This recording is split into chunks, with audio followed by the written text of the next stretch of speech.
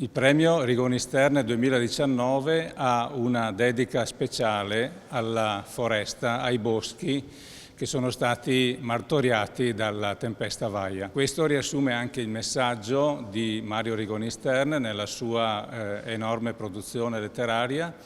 e quest'anno vuole essere una sollecitazione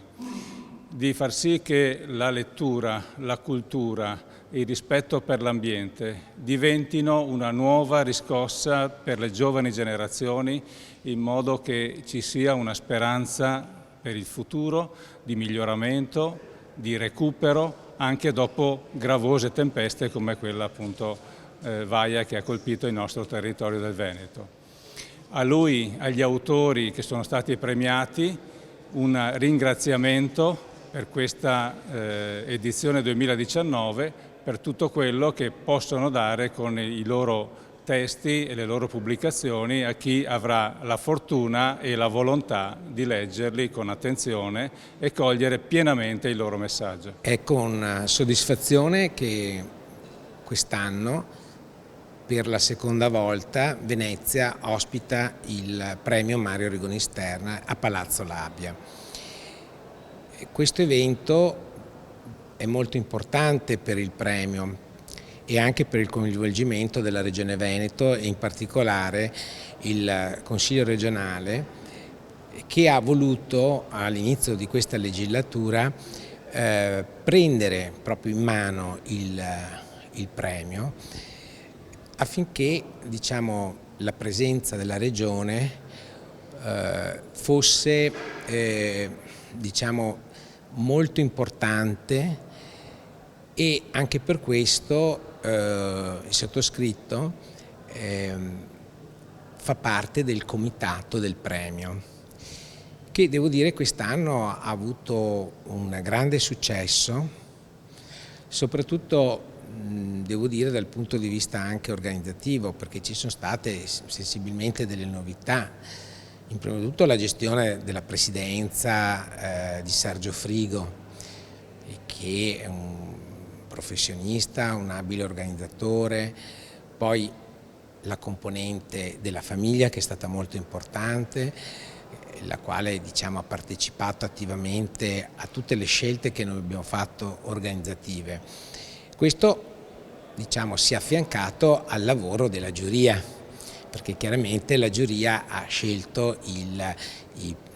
premiati e quindi, diciamo, ha fatto il suo lavoro dal punto di vista letterario e scientifico. Ecco, io penso che questa edizione,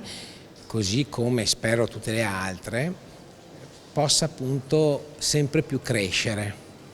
perché questo è l'intendimento dell'amministrazione regionale, del Consiglio regionale in primis, che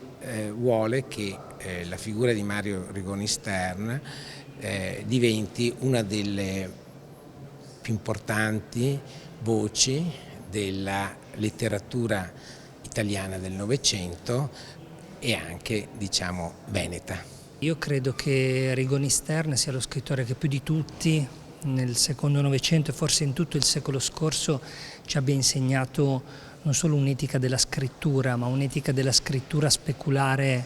a un'etica del progresso, fin dove ci possiamo spingere senza fare del male alla natura, fin dove ci possiamo spingere senza fare del male alla democrazia.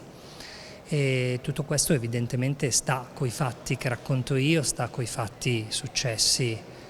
a Belluno, nel bellunese di recente, ed evidentemente sì, sono dei segnali forti, e senz'altro lui è stato per me un grande riferimento, ancor più che per lo stile e per le atmosfere, che sono assolutamente invidiabili, proprio per questo concetto di etica dell'ambiente, di etica del mondo. Sicuramente nel mio vissuto ho sempre cercato di salvaguardare con molto amore le memorie, e quindi il fatto di non abbandonarle mi sembra una cosa molto utile, affinché non si disperda questa storia, perché se si perde la memoria si perde un'identità e un'appartenenza, e quindi, insomma, ho cercato in qualche modo nel mio piccolo di fare queste cose. Il fatto di vivere molto tempo in solitudine insegna l'osservazione, insegna un senso acuto sulle cose e per quanto riguarda il mio lavoro è molto importante questo, siccome sono un disegnatore di realtà e questo è fondamentale, sono cose che stanno molto bene insieme. Non mi aspettavo questo premio perché quello che faccio lo faccio con passione e ero immersa nel mio lavoro e non mi sono accorta di essere seguita da occhi attenti e tanto da meritarmi tale premio. Nella mia malga sono 11 anni e ho dedicato tantissimo tempo, lavoro i mesi estivi, trasformo il latte, ma non solo. Ho cercato di migliorarla e di far sì che lei crescesse.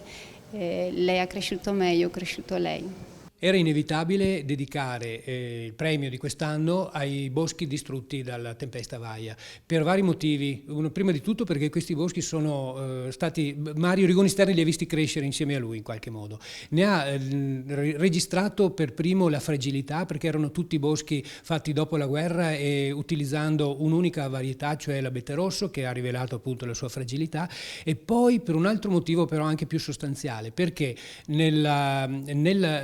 lavoro di Mario Rigoni Stern è molto presente il senso del limite che l'uomo deve rispettare nel suo rapporto con la natura, e proprio il superamento di questo limite, cioè lo sfruttamento, l'inquinamento, l'attacco all'ambiente, sono alla radice di episodi come quelli a cui abbiamo assistito appunto nell'ottobre scorso. Quindi anche per questo motivo, diciamo, abbiamo voluto dedicare le parti essenziali, diciamo collaterali alla premiazione proprio al trattamento della questione dei boschi devastati.